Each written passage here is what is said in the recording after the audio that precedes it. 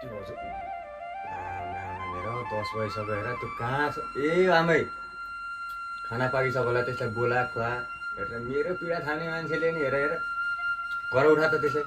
सुत्न दिनु न छोरालाई कति तपाईँले कराउनुहुन्छ मेरो छोरालाई एकछिन सुत्न दिन सक्नुहुन्न कस्तो कुरा गर्दैछौ उठेर खानु परेन नखाए हुन्छ बल्ल बल्ल छोरा कति एक्लो छोरालाई कति दुःख दिएको तपाईँले अहिले नबोलाउने म आफै गरेर बोलाउँछु तँ गएर बस्ने खाना खुवाउनु गरेन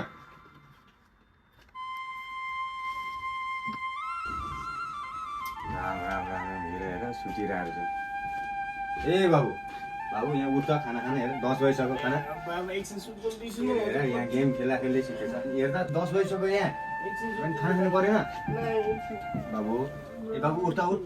उठ बाबु उठ खाना खानुपर्छ उठ उठ उठ उठिहाल यहाँ मम्मीले खाना पकाइसके जिरुको उठ बाबा एकछिन सुत्न दिन्छु न ए बाबु बाबु ए बाबु बाबु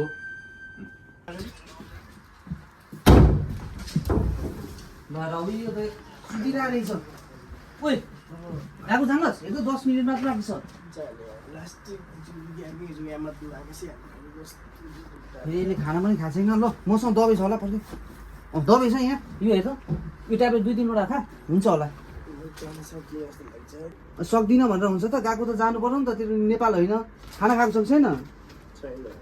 ल म चाहिँ आफ्नो भागको खाइसकेँ अब नेपाल होइन आमा बाउले टक्क लिएर बेडमै टक्राइदिने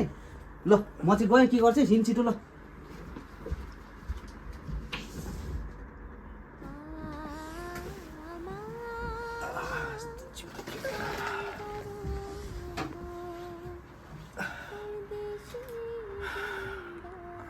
आमा त बाबाले कर गरी खाना खुवाउनुहुन्थ्यो मैले जति सुते पनि केही भन्नुहुन्थेन